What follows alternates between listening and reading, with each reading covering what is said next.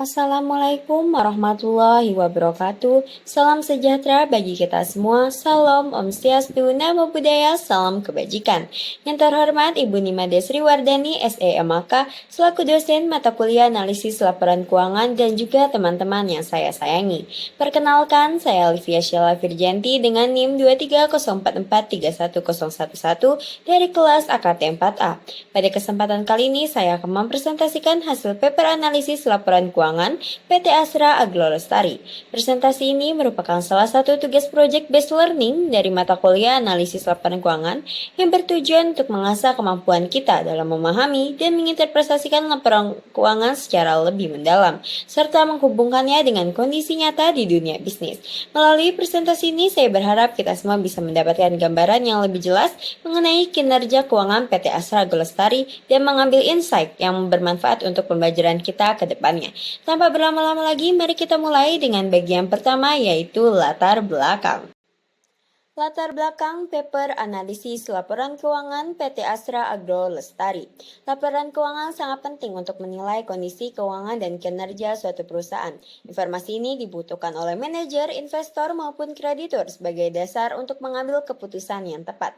Namun, agar laporan keuangan bisa memberikan manfaat maksimal, perlu dilakukan analisis yang tepat. Dalam penelitian ini, saya menggunakan analisis vertikal untuk melihat perbandingan setiap item dengan total dalam satu periode dan analisis horizontal untuk melihat tren kinerja dari tahun ke tahun. Kami juga menggunakan analisis rasio keuangan terutama solvabilitas, profitabilitas, dan likuiditas untuk mengetahui kemampuan perusahaan dalam membayar utang dan menghasilkan laba.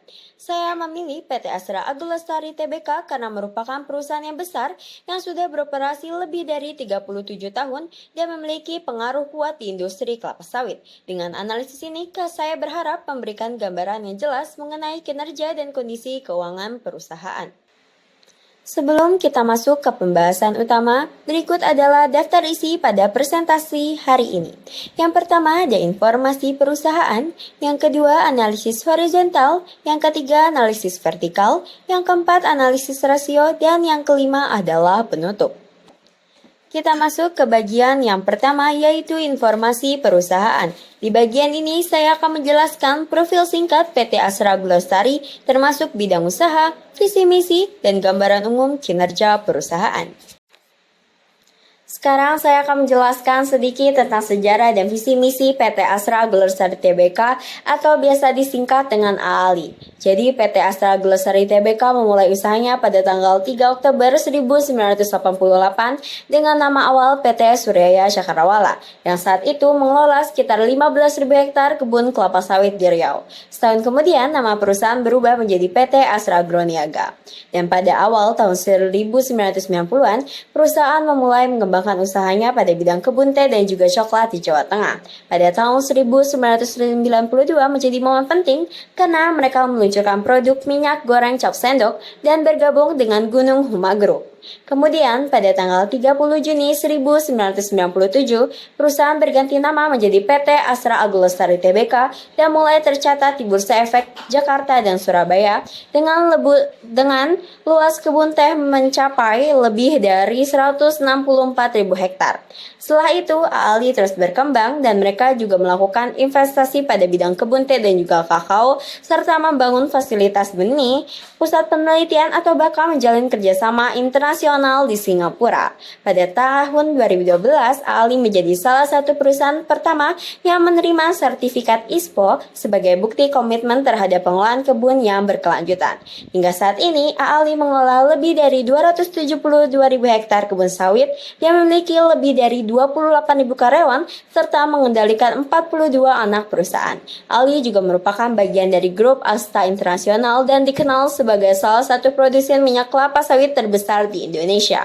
Untuk mendukung pertumbuhan dan kontribusi perusahaan, AALI memiliki visi dan misi yang jelas. Visi perusahaan adalah menjadi perusahaan agrobisnis yang paling produktif dan inovatif di dunia, dan misinya adalah menjadi panutan dan berkontribusi untuk pembangunan serta kesejahteraan bangsa. Dengan sejarah yang panjang dan visi misi yang kuat, AALI terus berkembang menjadi perusahaan yang tidak hanya besar, tetapi juga bertanggung jawab.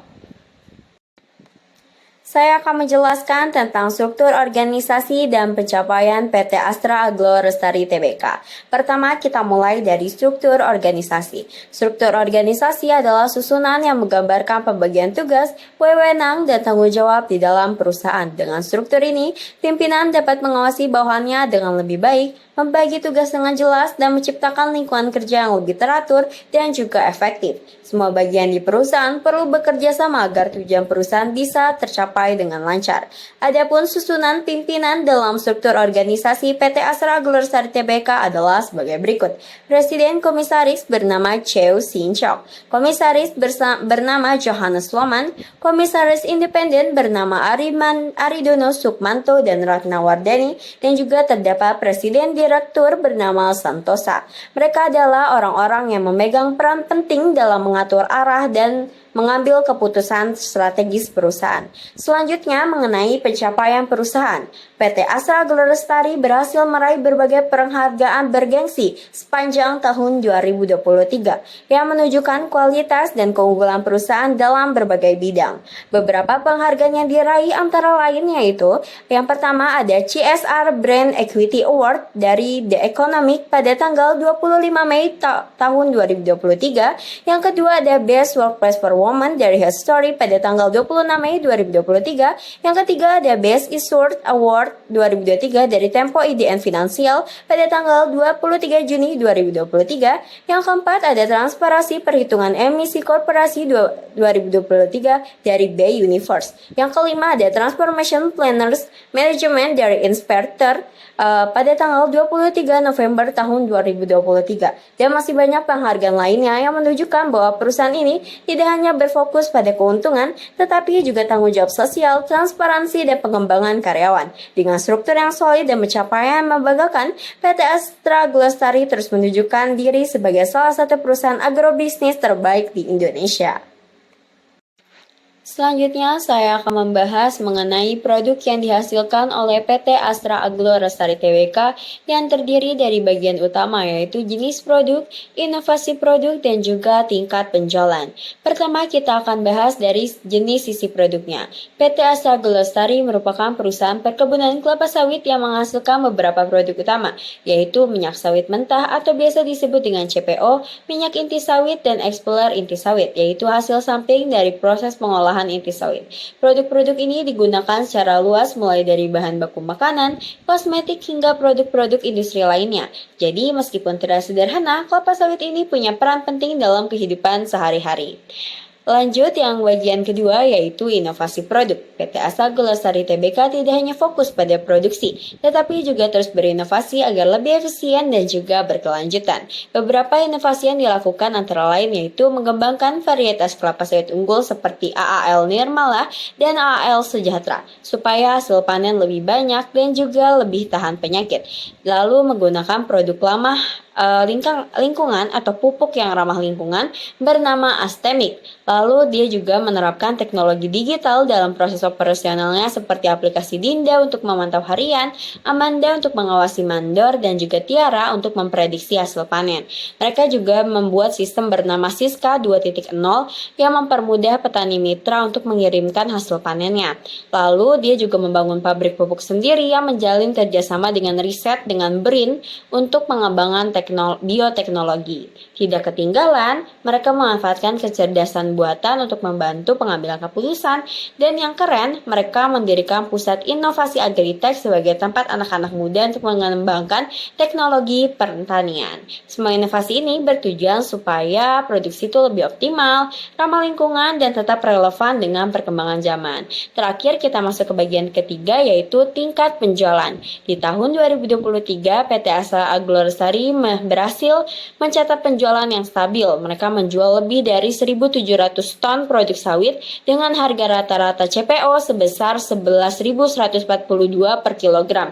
Dari sisi produksi, mereka menghasilkan 4.353 ton tandan buah segar, 1.275 ton CPO, dan 272 ton kernel atau inti sawit. Meskipun masih ada ruang untuk meningkatkan efisiensi, tapi hasil ini menunjukkan bahwa operasional mereka cukup stabil dan tangguh tangguh untuk menghadapi dinamika pasar. Jadi PT Astra Lestari adalah perusahaan yang bukan hanya menghasilkan produk sawit yang berkualitas, tapi juga terus berinovasi dan juga adaptif terhadap perkembangan teknologi, dan penjualannya juga cukup stabil dengan strategi yang matang. Dan mereka punya potensi besar untuk terus berkembang di masa depan. Selanjutnya, saya akan memaparkan materi mengenai Corporate Social Responsibility atau biasa disebut dengan CSR dari PT Astra Lestari pada tahun 2023. Saya akan membagi menjadi 3 bagian, yaitu yang pertama ada program CSR, dampaknya, dan juga pengaruhnya. Pertama, kita akan bahas dulu mengenai programnya. Pada PT Astra Lestari membagi program mereka menjadi 4 pilar utama, yaitu yang pertama adalah pilar pendidikan atau Astra Cerdas. Jadi perusahaan itu mendukung 194 sekolah dan memberikan beasiswa kepada 2.230 siswa, dan mereka juga menjalankan edukasi lingkungan melalui 620 agen yang bahkan mengenalkan pendidikan mangrove kepada lebih dari 2.800 anak. Lalu yang kedua ada pilar kesehatan atau Astra Sehat. Fokus utamanya adalah pada posyandu dengan 1.884 kader posyandu yang dilatih. Selain itu, Astra juga memberikan layanan kesehatan kepada komunitas orang rimba dan bekerja sama dengan puskesmas dan dinas kesehatan. Yang ketiga adalah pilar ekonomi atau Astra Kreatif. Mereka mendukung sekitar 47.300 petani sawit melalui kemitraan dan pengembangan ekonomi lokal. Program ini mencakup 121 desa dan 182 kelompok usaha yang mendorong pertumbuhan UMKM di sekitar wilayah operasional. Yang keempat adalah pilar lingkungan atau Astra Hijau. Dalam bidang lingkungan, Astra telah menanamkan lebih dari 55.000 pohon dan membagikan tas ramah lingkungan melalui program Semangkuk. Ada juga program pengelolaan sampah terpadu atau PPST di 20 desa. Tidak hanya itu, Astra juga menjalankan program khusus seperti menyalurkan 46 ton beras dan hampir 4.000 paket sembako kepada keluarga orang rimba dan mengadakan kunjungan edukatif ke pabrik sawit bagi siswa dari sekolah. Kedua, kita masuk ke dampak nih dari program CSR ini. Yang pertama dari bidang pendidikan, apa sih dampaknya? Yaitu dampaknya nih anak-anak di wilayah perkebunan kelapa sawit ini lebih sadar nih dengan lingkungan dan menunjukkan peningkatan dalam prestasi belajar. Terus yang kedua, di bidang kesehatan, program posyandu sama edukasi gizi ini membantu menurunkan angka stunting dan meningkatkan kesehatan masyarakat. Secara ekonomi, kehidupan petani dan masyarakat juga menjadi lebih baik karena adanya dukungan usaha dan juga akses pasar. Dari sisi lingkungan, upaya seperti reboisasi, pengurangan plastik, dan pelestarian mangrove ikut berkontribusi terhadap pengendalian perubahan iklim.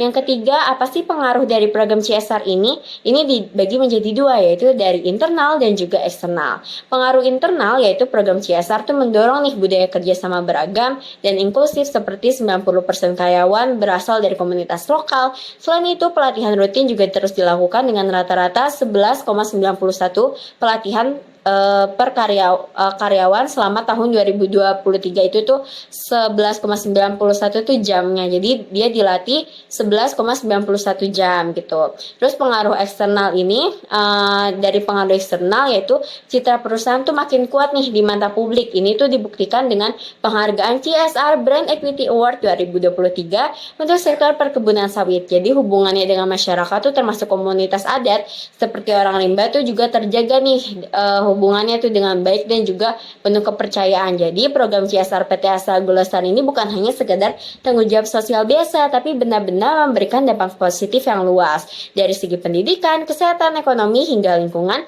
Dan yang penting CSR ini juga memperkuat hubungan antar perusahaan dan masyarakat sambil tetap menjaga keberlanjutan jangka.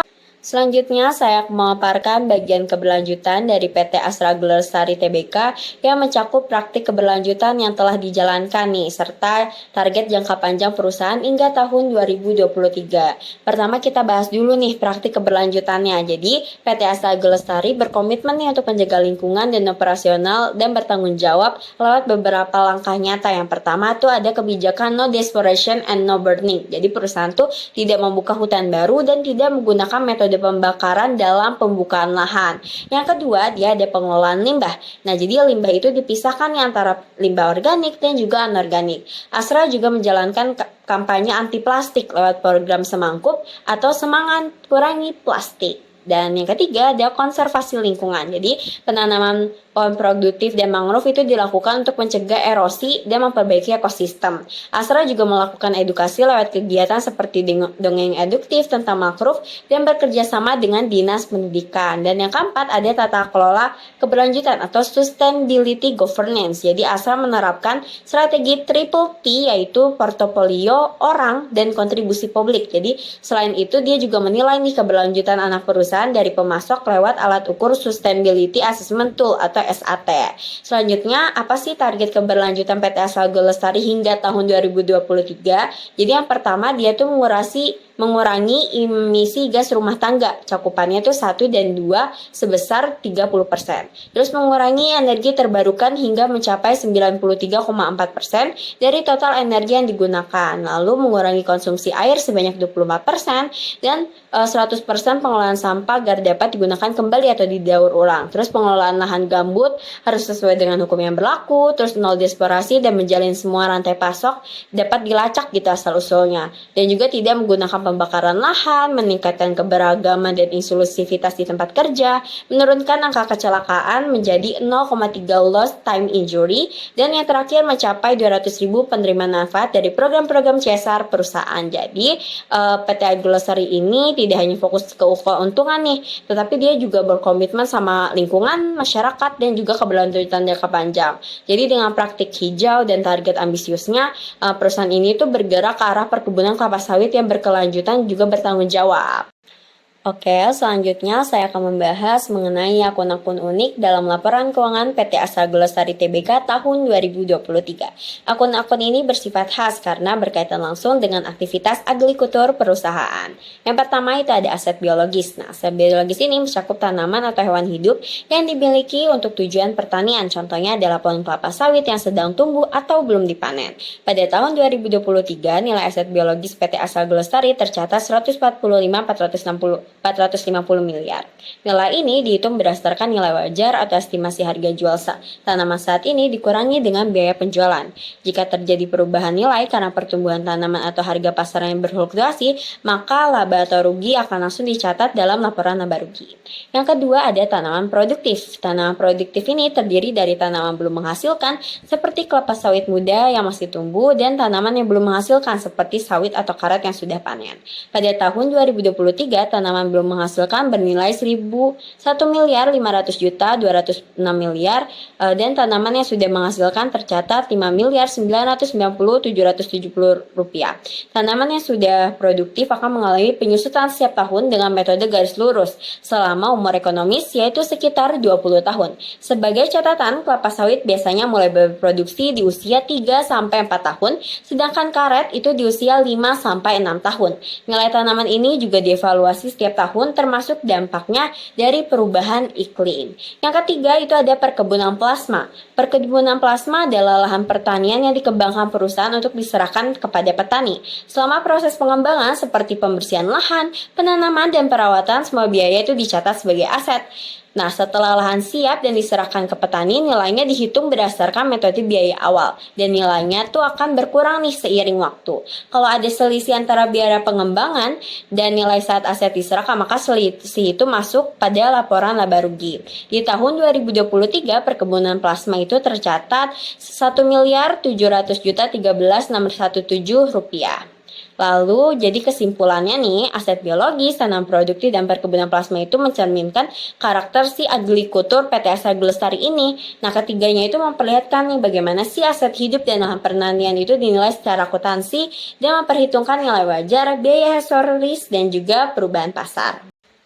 Kita masuk ke pembahasan yang terakhir pada bagian informasi perusahaan, yaitu opini audit. Hasil audit dari auditor independen menunjukkan bahwa laporan keuangan PT Asa Lestari Tbk beserta entitas anaknya untuk tahun yang berakhir pada 31 Desember 2023 telah diperiksa secara menyeluruh.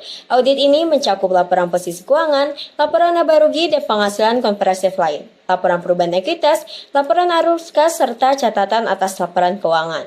Auditor juga memeriksa apakah perusahaan telah menggunakan prinsip dan standar akuntansi yang sesuai, yaitu standar akuntansi keuangan di Indonesia. Berdasarkan hasil pemeriksaan, auditor menyatakan bahwa laporan keuangan tersebut telah disusun dan disajikan secara wajar dalam semua hal yang bersifat material. Artinya, informasi keuangan yang dilaporkan oleh perusahaan dapat dipercaya, transparan, dan sesuai dengan kondisi sebenarnya.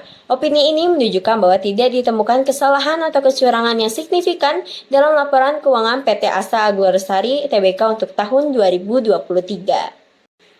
Kita akan membahas mengenai analisis horizontal. Sebelum kita masuk ke interpretasi akun pada analisis keuangan, kita harus mengetahui dulu nih, apa itu analisis horizontal. Analisis horizontal adalah teknik yang digunakan untuk membandingkan laporan keuangan dari 2 tahun atau lebih periode, agar kita bisa melihat perubahan atau tren keuangan perusahaan, seperti apakah pendapatan meningkat atau menurun. Yang pertama adalah analisis pada akun kas setara kas pada laporan posisi keuangan PT Astra Agrolestari Tbk. Pada tahun 2023, saldo kas dan setara kas PT Astra Agrolestari Tbk meningkat dari 2,901% menjadi 2,9 triliun atau naik dari 469,89 miliar dibanding tahun 2022 yang sebesar 1,62 triliun. Peningkatan ini disebabkan oleh pengembalian pajak yang tinggi dan strategi pengolahan kas yang efektif. Meskipun saldo bank pihak ketiga dan valuta asing menurun dari 562,03 miliar menjadi 214,59 miliar, perusahaan memindahkan dananya ke deposito berjangka yang mengalami kenaikan signifikan dari 1,6 triliun menjadi 1,87 triliun. Peningkatan ini seiring dengan kenaikan suku bunga deposito yang pada tahun 2023 untuk rupiah naik nih dari 5,75% menjadi 6,50% dan untuk valuta asing naik dari 4,75% menjadi 5,050%. Dengan demikian, selain pengembalian pajak, pendapatan dari bunga deposito juga berkontribusi pada peningkatan saldo kas yang mencerminkan efisiensi perusahaan dalam mengelola kas. Selanjutnya adalah menganalisis akun persediaan pada laporan posisi keuangan PT Astra Agrolestari Tbk. PT Astra Agrolestari Tbk memiliki persediaan sebesar 2,876,1 triliun pada tahun 2023 atau turun sebesar 12,14% dari 3,276,6 triliun pada tahun sebelumnya. Barang jadi seperti minyak sawit mentah mengalami penurunan dari harga 1,672,3 triliun menjadi 1,536,1 triliun. Untuk memastikan bahwa persediaan tidak kehilangan nilainya, perusahaan telah mengasuransikan barang jadi menjadi bahan penunjang dengan nilai pertanggungjawaban sebesar 3,21 triliun untuk tahun 2023 yang dianggap cukup untuk menutupi resiko seperti kebakaran dan resiko lainnya. Kebijakan ini menunjukkan upaya perusahaan untuk mengelola risiko dan menjaga keuangan mereka. Yang ketiga adalah analisis akun modal saham pada laporan posisi keuangan PT Astra Agrolestari Tbk. Akun modal saham pada PT Astra Agrolestari Tbk pada tahun 2023 itu tercatat sebesar 962,34 miliar, sama persis dengan tahun sebelumnya yaitu tahun 2022. Jumlah ini itu terdiri dari 1,924688,33 lembar saham dengan nilai nominal 500 per saham dan seluruhnya telah ditempatkan serta disetor penuh. Secara analisis horizontal, nilai ini menunjukkan tidak adanya perubahan atau pertumbuhan atau sebesar 0% selama 2 tahun terakhir.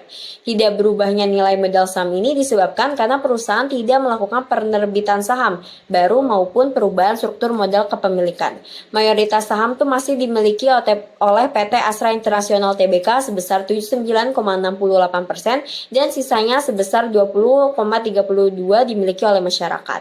Keputusan untuk tidak menambah modal melalui penerbitan saham baru bisa jadi karena perusahaan merasa struktur permodalannya itu udah cukup, udah stabil gitu dan sehat untuk mendukung operasional bisnisnya. Meskipun secara angka akun ini tidak mengalami perubahan, saya tetap memilih nih untuk menganalisis karena stabilnya modal saham itu bisa menjadi menjadi indikator bahwa perusahaan itu tidak mengalami tekanan likuiditas atau kebutuhan pendanaan yang besar. Hal ini diperkuat dengan adanya penurunan gearing rasio dari 11% pada tahun 2022 menjadi 9% pada tahun 2023, yang artinya ketergantungan perusahaan terhadap utang itu semakin rendah dan kondisi keuangan mereka cenderung lebih kuat. Dengan demikian, analisis terhadap akun modal saham tetap penting nih untuk dilakukan. Tidak berubahnya angka bukan berarti tidak ada informasi yang bisa diperoleh. Justru dari kestabilan ini kita bisa melihat nih bahwa perusahaan itu berhati-hati dalam menjaga struktur modalnya dan siap menghadapi tantangan keuangan tanpa perlu tambahan modal saham dari eksternal.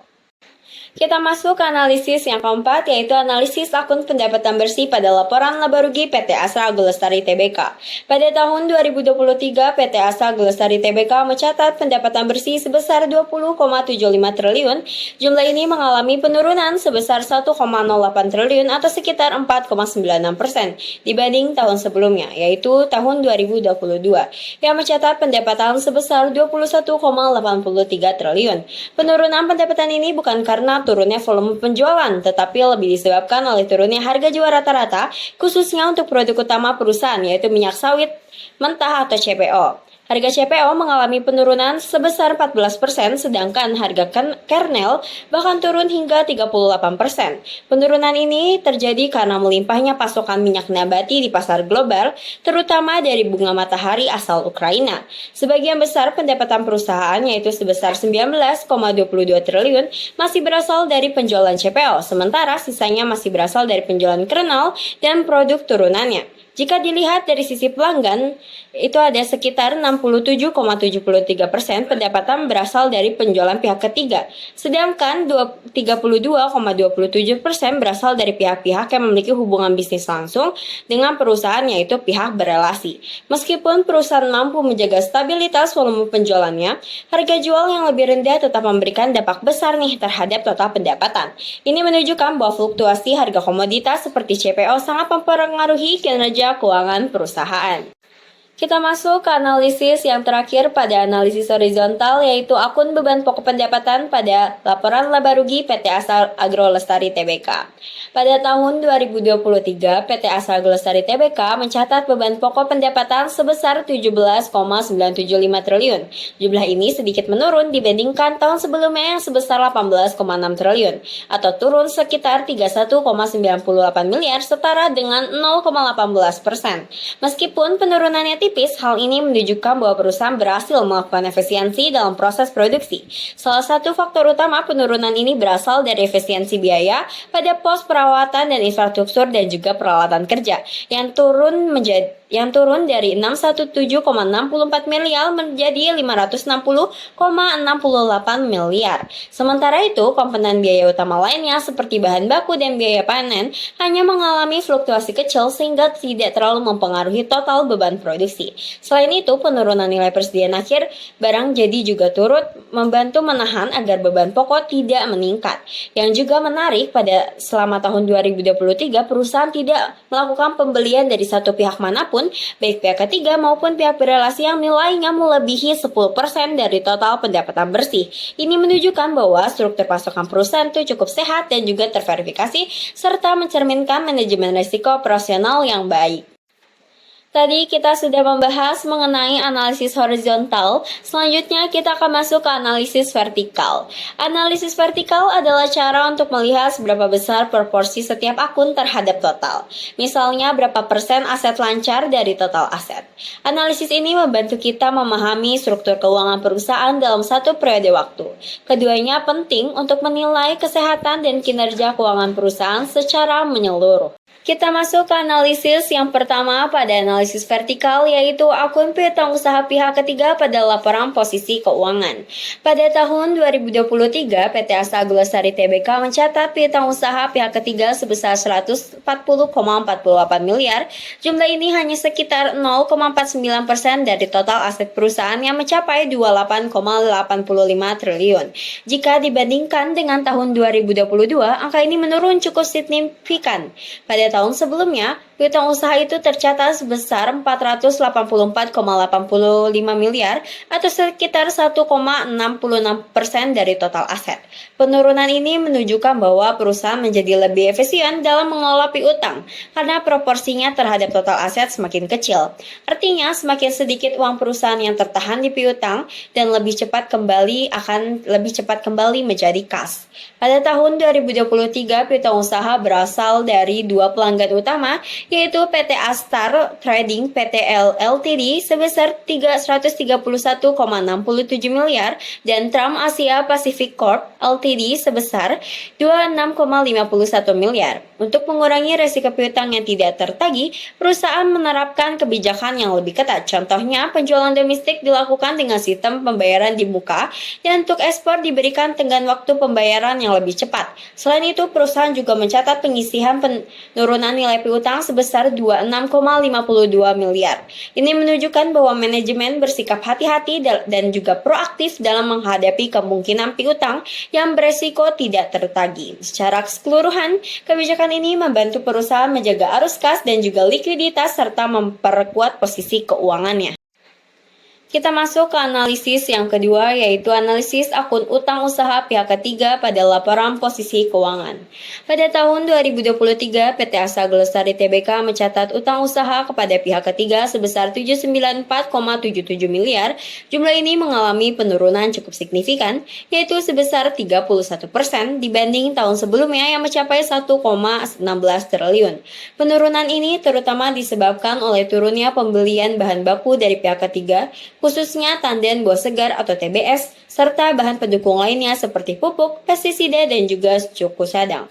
Jika dibandingkan dengan total liabilitas dan ekuitas perusahaan yang tercatat sebesar 28,85 triliun pada tahun 2023, porsi utang usaha pihak ketiga hanya sebesar 2,76%. Ini lebih rendah dibanding tahun 2022 yang proporsinya 3,97%. Penurunan proporsi ini menunjukkan bahwa beban kewajiban jangka pendek perusahaan menjadi lebih ringan. Selain itu, pengelolaan utang usaha dilakukan dengan jangka waktu pembayaran antara 14 hingga 45 hari. Sistem pembayaran ini membantu perusahaan mengatur arus kas dengan lebih baik dan menjadi salah satu faktor yang menurunkan total kewajiban dalam laporan keuangan. Secara keseluruhan, penurunan utang usaha ini mencerminkan efisiensi operasional dan strategi pembelian yang lebih selektif oleh perusahaan. Kita masuk ke analisis yang ketiga, yaitu analisis akun pinjaman bank jangka panjang pada laporan posisi keuangan. Pada tahun 2023, PT Asa Glosari mencatat penurunan signifikan pada akun pinjaman bank jangka panjang, yaitu dari 4,05 triliun di tahun 2022 menjadi 1,69 triliun. Jika dilihat dari total liabilitas dan ekuitas perusahaan, proporsinya juga turun drastis dari 13,84% menjadi 5,86%. Namun, penurunan ini bukan karena perusahaan melunasi utangnya lebih cepat, melainkan karena sebagian besar pinjaman tersebut akan jatuh tempo dalam waktu dekat, khususnya pada tanggal 30 Agustus 2024. Sehingga, sesuai dengan standar akuntansi, pinjaman bank yang akan jatuh tempo dalam waktu 1 tahun harus dipindahkan dari liabilitas jangka panjang ke liabilitas jangka pendek.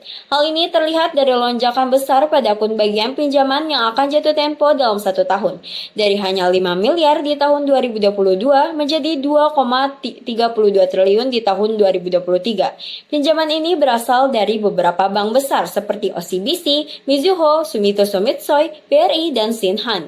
Sebagian besar pinjaman tersebut bersifat tanpa jaminan, namun perusahaan telah melindungi resikonya melalui perjanjian lindung nilai atau hedging, sehingga tetap aman terhadap perubahan nilai tukar atau bunga.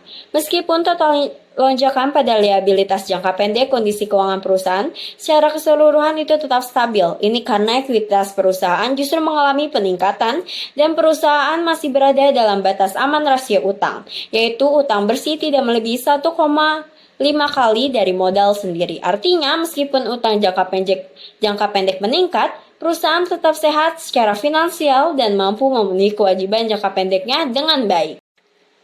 Kita masuk ke analisis yang keempat, yaitu akun beban pajak penghasilan pada laporan laba rugi. Pada tahun 2023, PT Astra Glosari Tbk mencatat beban pajak penghasilan sebesar 410,23 miliar. Angka ini cukup turun signifikan dibanding tahun 2022 yang mencapai 637,13 miliar. Jika dibandingkan dengan pendapatan bersih perusahaan, proporsi beban pajak juga menurun dari 2,92% di tahun 2022 menjadi 1,98% di tahun 2023. Penurunan beban pajak ini terutama disebabkan oleh turunnya laba sebelum pajak yang dipicu oleh penurunan harga jual produk utama yaitu harga minyak sawit mentah, CPO, dan juga kernel. Selain itu, perusahaan induk tidak membayar pajak penghasilan kini karena mengalami kerugian pajak sebesar 254,80 miliar dan memiliki kompensasi rugi pajak sebesar 221,80 miliar. Meskipun entitas anak perusahaan masih membayar pajak penghasilan kini sebesar 335,51 miliar.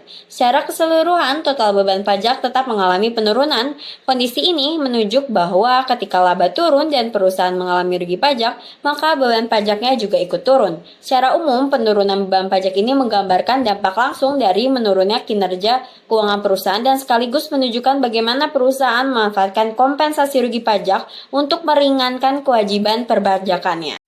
Kita masuk ke analisis yang terakhir pada analisis vertikal, yaitu untuk analisis akun laba tahun berjalan pada laporan posisi keuangan. Pada tahun 2023, PT Astra Glosari Tbk mencatat laba tahun berjalan sebesar 1,09 triliun atau setara dengan 5,25% dari total pendapatan bersih. Angka ini mengalami penurunan yang cukup signifikan jika dibanding dengan tahun 2022 yang mencatat laba sebesar 1,79 triliun atau 8,21% dari pendapatan. Penurunan laba ini terutama disebabkan oleh turunnya pendapatan bersih sebesar 5% yang terjadi karena harga jual minyak sawit atau CPO dan kernel anjlok cukup tajam akibat melimpahnya pasokan minyak nabati di pasar global. Meskipun perusahaan masih mencatat laba kotor, keuntungan bersih tetap turun karena beban usaha seperti biaya administrasi, penjualan, dan pendanaan tidak ikut turun, bahkan cenderung meningkat. Penurunan laba ini terjadi hampir seluruh wilayah operasional dengan penurunan paling besar terjadi di wilayah Sumatera dan juga Kalimantan. Bahkan kantor pusat perusahaan mencatat rugi bersih sebesar 365 miliar. Hal ini menunjukkan bahwa efisiensi yang dilakukan oleh perusahaan belum cukup kuat untuk mengimbangi penurunan pendapatan. Dengan kata lain, meskipun operasional tetap berjalan dan biaya dipangkas di beberapa sisi, hal tersebut belum mampu menahan penurunan laba secara keseluruhan pada tahun 2023. Selanjutnya kita akan masuk ke analisis rasio. Dalam menganalisis kinerja keuangan suatu perusahaan, analisis rasio menjadi alat penting yang dapat memberikan gambaran menyeluruh tentang kondisi dan kemampuan perusahaan. Rasio keuangan dibagi menjadi beberapa jenis, diantaranya adalah rasio likuiditas, rasio solvabilitas, dan juga rasio probabilitas yang nanti kita akan bahas satu persatu. Kita masuk ke rasio yang pertama yaitu rasio likuiditas. Rasio likuiditas adalah rasio yang digunakan untuk mengukur kemampuan perusahaan dalam memenuhi kewajiban jangka pendeknya menggunakan aset lancar yang dimiliki seperti kas, piutang, atau persediaan. Rasio ini penting karena menunjukkan apakah perusahaan memiliki cukup dana yang mudah dicairkan untuk membayar utang yang jatuh tempo dalam waktu dekat. Jika rasio likuiditas tinggi, berarti perusahaan tergolong sehat secara keuangan dalam jangka pendek. Sebaliknya, jika terlalu rendah, maka perusahaan berisiko mengalami kesulitan membayar kewajibannya. Yang pertama, pada rasio likuiditas ini kita akan membahas yaitu analisis rasio current ratio. Current ratio adalah rasio yang digunakan untuk mengukur kemampuan perusahaan dalam memenuhi kewajiban jangka pendeknya, yaitu utang atau liabilitas yang jatuh tempo dalam waktu dekat. Berdasarkan data pada tahun 2023, current ratio PT Astra Glosari Tbk mengalami penurunan cukup besar dari 360% pada tahun 2022 menjadi 183,36% di tahun 2023. Artinya, jika pada tahun sebelumnya perusahaan memiliki aset lancar sebesar 3,6 kali lipat dari kewajiban lancarnya, di tahun 2023 nilainya menurun menjadi hanya sekitar 1,8 kali lipat.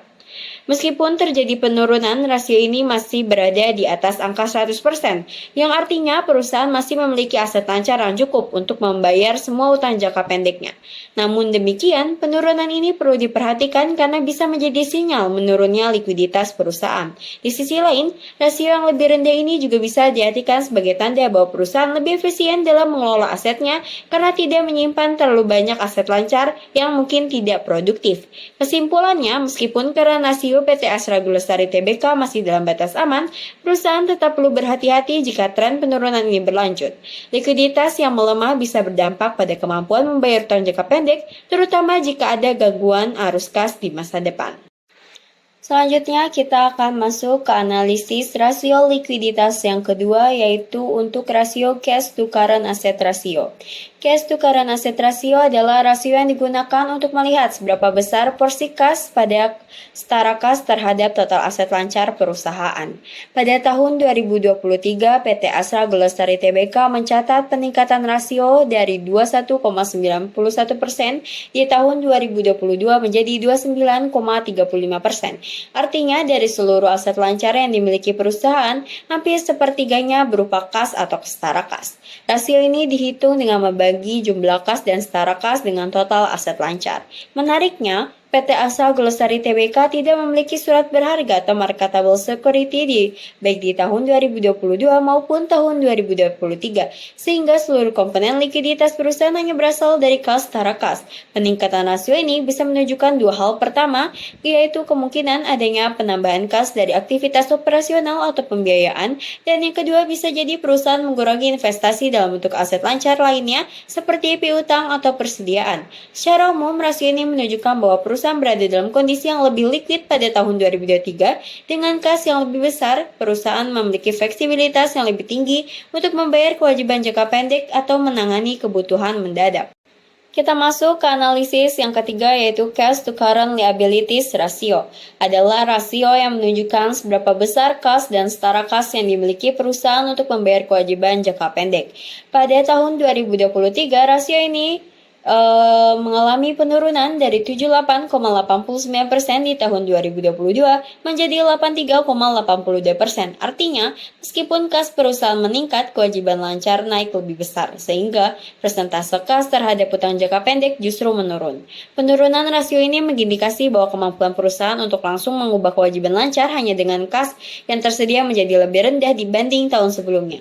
Namun demikian, rasio 53,82% tergolong cukup baik karena berarti lebih dari setengah utang jangka pendek bisa langsung dibayar hanya dengan kas tanpa perlu menjual aset lain atau mencari pinjaman tambahan.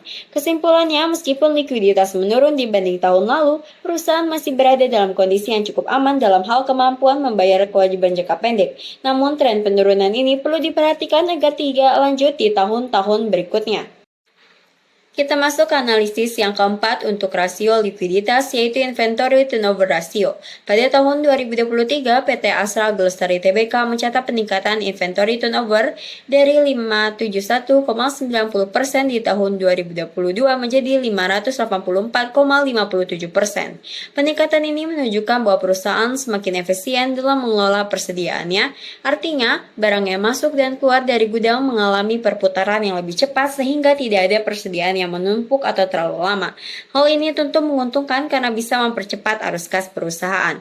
Selain itu, berdasarkan pengamatan dari manajemen, tidak ditemukan adanya penurunan nilai persediaan, yang berarti kualitas dan nilai barang dagangan tetap terjaga dengan baik, sehingga bentuk perlindungan perusahaan juga telah mengasuransikan barang dan bahan penunjang dengan nilai pertanggungjawaban sebesar 3,02 miliar untuk mengantisipasi resiko kerusakan atau kehilangan. Dari sisi pasokan, perusahaan juga tidak bergantung pada satu pemasok saja untuk memenuhi kebutuhan bahan baku. Tidak ada satu pemasok yang menyuplai lebih dari 10% dari total pembelian, sehingga resiko terhentinya operasional karena gangguan pasokan dapat ditekan seminimal mungkin. Secara keseluruhan, dengan rasio perputaran persediaan yang tinggi, perusahaan berpotensi menjaga kestabilan operasional dan menjaga likuiditas tetap lancar. Kita masuk ke rasio yang terakhir untuk rasio likuiditas, yaitu Days Sales in Inventory atau DSI. Berdasarkan data tahun 2023, Days Sales in Inventory atau DSI PT Asa Agro Lestari Tbk mengalami penurunan dari 65 hari di tahun 2022 menjadi 58 hari. Artinya perusahaan kini hanya membutuhkan waktu sekitar 58 hari untuk menjual seluruh persediaan dagangannya, lebih cepat dibandingkan dengan tahun sebelumnya. Penurunan ini menunjukkan bahwa manajemen persediaan perusahaan menjadi lebih efisien. Barang tidak terlalu lama tersimpan di gudang sehingga perputaran stok menjadi lebih cepat. Penurunan DSI ini juga sejalan dengan meningkatnya rasio perputaran persediaan atau inventory turnover ratio, yang berarti persediaan semakin cepat terjual dan segera digantikan dengan yang baru.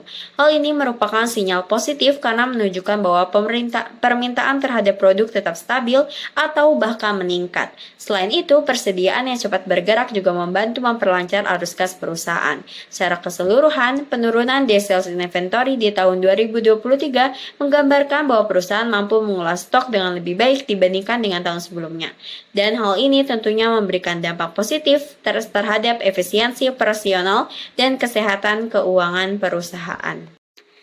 Kita masuk ke rasio solvabilitas. Rasio solvabilitas adalah rasio yang menunjukkan kemampuan perusahaan dalam membayar seluruh kewajiban atau utangnya, baik jangka pendek maupun jangka panjang. Rasio ini penting untuk mengetahui seberapa besar ketergantungan perusahaan terhadap utang dan apakah perusahaan memiliki kekuatan keuangan untuk bertahan dalam jangka panjang. Selanjutnya, kita akan menganalisis long-term debt to equity ratio. Pada tahun 2023, rasio utang jangka panjang terhadap ekuitas PT Asa Agro Lestari Tbk tercatat sebesar 10,63%, turun cukup signifikan dari tahun sebelumnya yang mencapai 22,27%.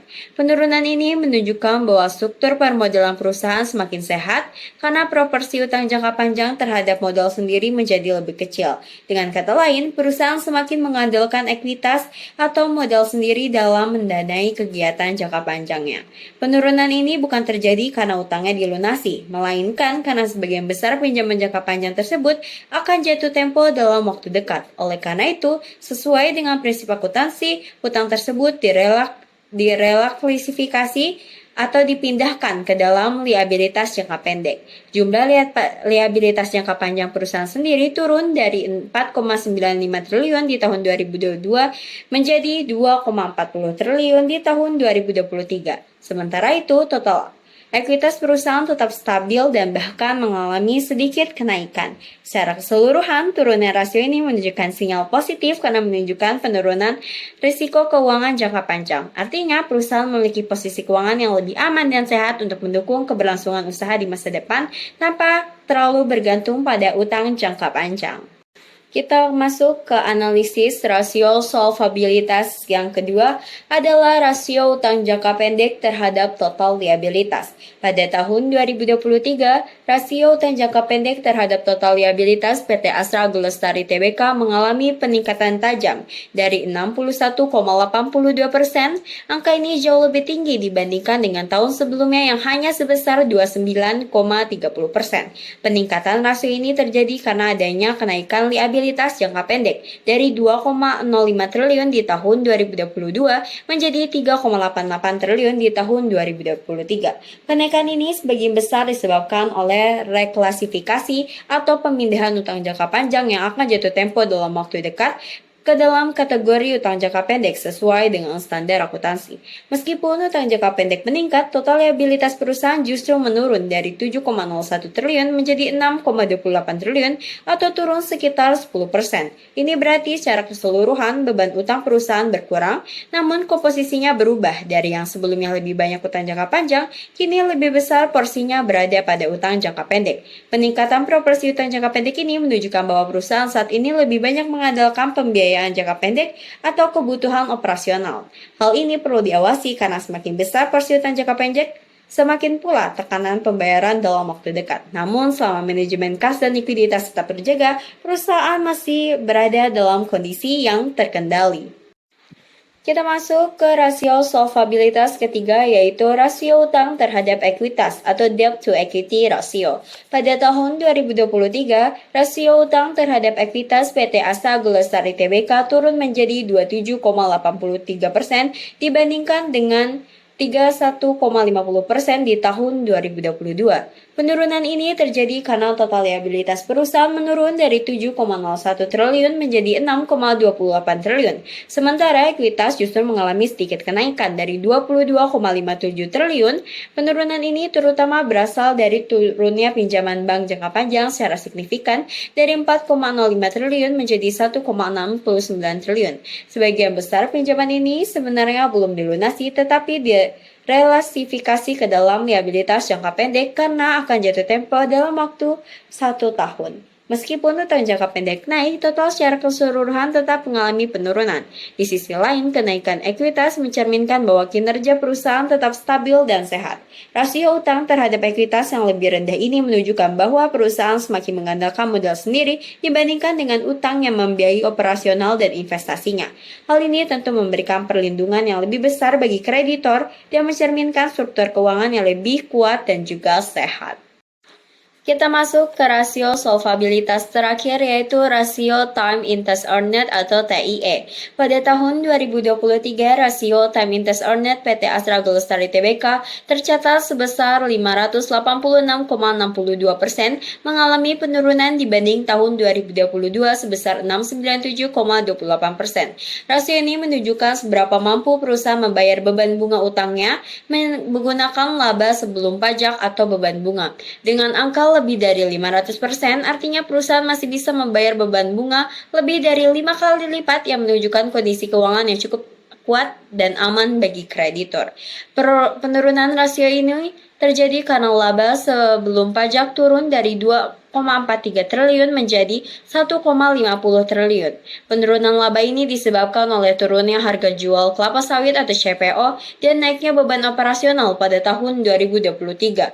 Meskipun begitu, rasio TIE yang masih jauh dari ambang batas minimum, yaitu 2 kali lipat, menandakan bahwa perusahaan masih sangat mampu memenuhi kewajiban bunganya. Secara keseluruhan, meskipun terjadi penurunan laba, PT Asa Lestari Tbk tetap berada dalam posisi keuangan yang stabil dan tidak memiliki masalah dalam membayar bunga utangnya. Kita masuk ke rasio profitabilitas. Rasio profitabilitas digunakan untuk mengukur kemampuan perusahaan dalam menghasilkan laba dari kegiatan operasionalnya. Rasio ini mencerminkan efisiensi dan efektivitas manajemen dalam mengelola sumber daya perusahaan untuk memperoleh keuntungan. Semakin tinggi rasio profitabilitas, semakin baik kinerja perusahaan. Kita masuk ke rasio profitabilitas yang pertama, yaitu Return on Asset atau ROA. Adalah rasio yang digunakan untuk mengukur seberapa efektif perusahaan dalam menggunakan asetnya untuk menghasilkan laba. Semakin tinggi ROA, berarti perusahaan semakin efisien dalam memanfaatkan aset yang dimiliki. Pada tahun 2023, ROA PT Asa Lestari tercatat sebesar 3,75%, turun dari 6,01% di tahun 2022. Penurunan ini menunjukkan adanya perusahaan menghasilkan laba yang lebih kecil dari penggunaan asetnya dibandingkan dengan tahun sebelumnya. Penyebab utama turunnya ROA ini adalah menurunnya laba bersih perusahaan. Penurunan laba ini terjadi karena harga jual crude palm oil atau CPO secara global anjlok hingga 28,7% akibat melimpahnya pasokan minyak nabati di pasar dunia serta adanya limpahan atau flash out minyak bunga matahari dari Ukraina. Selain itu, faktor cuaca juga berpengaruh di mana kekeringan menyebabkan penurunan produksi kelapa sawit yang ada pada akhirnya menurunkan pendapatan perusahaan. Sementara itu, total perusahaan relatif stabil dan tidak mengalami perubahan yang besar. Jadi penurunan ROA ini lebih disebabkan oleh turunnya keuntungan, bukan karena perubahan nilai aset. Dengan kata lain, meskipun aset yang dimiliki tetap, kemampuan perusahaan untuk menghasilkan laba dari aset tersebut menurun. Hal ini penting untuk diperhatikan karena ROA yang rendah bisa menjadi sinyal bahwa efisiensi perusahaan sedang menurun. Kita masuk ke analisis profitabilitas yang kedua, yaitu Return on Equity atau ROE. ROE adalah analisis yang digunakan untuk mengukur seberapa besar laba bersih yang berhasil dihasilkan perusahaan dari modal pemegang saham. Semakin tinggi ROE, maka semakin efisien perusahaan dalam memanfaatkan ekuitas untuk menghasilkan keuntungan. Pada tahun 2022, ROE PT Asa Aglestari Tbk berada di angka 8,26%. Namun, pada tahun 2023 turun cukup jauh menjadi 4,86%. Penurunan ini menunjukkan bahwa perusahaan menjadi kurang efisien dalam menghasilkan laba dari modal saham yang dimiliki oleh pemegang saham. Penyebab utama penurunan ROE ini adalah menurunnya pendapatan perusahaan akibat anjloknya harga komoditas utama, yaitu minyak kelapa sawit atau CPO, serta minyak bunga matahari dan minyak nabati lainnya. Harga-harga ini turun drastis sepanjang tahun 2023 karena kelebihan pasokan di pasar global. Ketika pendapatan turun dan laba bersih ikut turun, maka otomatis ROE juga ikut turun, meskipun ekuitas perusahaan tetap atau hanya sedikit berubah. Kesimpulannya, turunnya ROE ini menjadi sinyal bahwa perusahaan harus meningkatkan efisiensi dan mencari strategi baru agar bisa mengandalkan laba yang lebih tinggi dari modal yang dimiliki di masa depan. Kita masuk ke analisis profitabilitas yang ketiga, yaitu total asset turnover atau rasio perputaran aset. Adalah rasio yang digunakan untuk mengukur seberapa efektif perusahaan dalam memanfaatkan seluruh aset yang dimiliki untuk menghasilkan penjualan atau pendapatan. Pada tahun 2023, total aset turnover PT Asa Aglestari Tbk tercatat sebesar 71,42%. Angka ini sedikit menurun dibanding tahun 2022 yang berada di level 73,19%. Penurunan ini menunjukkan bahwa efektivitas perusahaan dalam menggunakan aset sedikit melemah. Salah satu penyebab utama turunnya rasio ini adalah penurunan pendapatan bersih perusahaan sebesar 5% dari 21,83 triliun di tahun 2022 menjadi 20,75 triliun di tahun 2023. Penurunan pendapatan tersebut terutama disebabkan oleh turunnya harga jual rata-rata produk utama perusahaan, yaitu crude palm oil atau CPO dan juga kernel. Harga CPO turun sebesar 14%, kernel turun 38%, dan harga penurunan CPO juga di pasar global turun mencapai hingga 28,7%. Selain itu, nilai rata-rata aset perusahaan juga ikut menurun.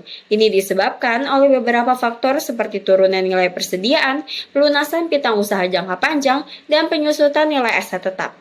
Ketiga hal ini menyebabkan total aset perusahaan sedikit menyusut, sehingga turut mempengaruhi perhitungan rasio ini. Secara keseluruhan, meskipun penurunannya tidak besar, hal ini tetap menjadi catatan penting bahwa perusahaan perlu meningkatkan efisiensi dalam penggunaan aset agar bisa memaksimalkan pendapatan dari sumber daya yang ada. Kita masuk ke analisis profitabilitas yang keempat, yaitu gross profit margin atau margin laba kotor. Adalah rasio yang digunakan untuk mengukur seberapa besar keuntungan kotor yang diperoleh perusahaan dari penjualan setelah dikurangi beban pokok pendapatan. Pada tahun 2023, gross profit margin PT Asa Aglestari Tbk tercatat sebesar 13,36%, turun cukup signifikan dibanding tahun 2022 yang sebesar 17,51%. Penurunan ini menunjukkan bahwa laba kotor perusahaan terhadap penjualan semakin mengecil. Penyebab utamanya adalah turunnya pendapatan akibat harga jual CPO anjlok di pasar global. Sayangnya, meskipun pendapatannya turun, beban pokok pendapatan perusahaan tidak ikut turun secara signifikan. Beban pokok pendapatan tahun 2023 tercatat sebesar 17,73 triliun, hanya sedikit lebih rendah dibanding tahun 2022 sebesar 17,71 triliun. Biaya utama yang paling mempengaruhi beban pokok ini adalah biaya bahan baku dan pengolahan, disusul dengan biaya panen, penyusutan, serta perawatan infrastruktur. Dengan struktur biaya masih tinggi dan tidak sebanding dengan penurunan pendapatan, margin laba kotor pun ikut tertekan. Kondisi ini memperlihatkan bahwa efisiensi produksi perusahaan belum optimal dan perusahaan menjadi lebih rentan terhadap penurunan harga pasar. Oke, selanjutnya kita masuk ke rasio profitabilitas yang terakhir, yaitu net profit margin. Net profit margin adalah rasio yang menunjukkan seberapa besar besar laba bersih yang diperoleh perusahaan dari setiap rupiah penjualan. Rasio ini memberikan gambaran tentang efisiensi keseluruhan manajemen dalam menghasilkan keuntungan untuk pemegang saham. Pada tahun 2023, net profit margin PT Astra Group Lestari Tbk tercatat sebesar 5,25%, turun cukup signifikan dari 8,21% di tahun 2022. Penurunan ini menunjukkan bahwa setiap 100 penjualan laba bersih yang berhasil diperoleh perusahaan hanya sekitar Rp5,25 lebih kecil dibanding tahun sebelumnya. Penyebab utamanya turunnya margin ini adalah penurunnya pendapatan bersih yang cukup besar, sementara beban produksi dan biaya lainnya seperti biaya administrasi penjualan tetap tinggi. Selain faktor internal, faktor eksternal seperti penurunan harga CPO di pasar global juga turut menekan profitabilitas perusahaan. Dengan harga jual yang lebih rendah, otomatis margin keuntungannya juga ikut menyusut. Meskipun perusahaan masih mampu mengendalikan biaya produksi secara relatif, tekanan dari penurunan harga pasar dan kondisi industri yang menantang membuat laba bersih terhadap penjualan ikut menurun. Hal ini menjadi catatan penting bagi manajemen untuk terus meningkatkan efisiensi operasional dan mencari strategi yang dapat menjaga profitabilitas meskipun harga komoditas mengalami fluktuasi. Oke, kita sudah masuk ke bagian akhir, yaitu bagian penutup. Bagian penutup ini berisikan kesimpulan dan saran sebagai bab paling terakhir dalam analisis laporan keuangan PT Astra Group Lestari Tbk untuk tahun 2023.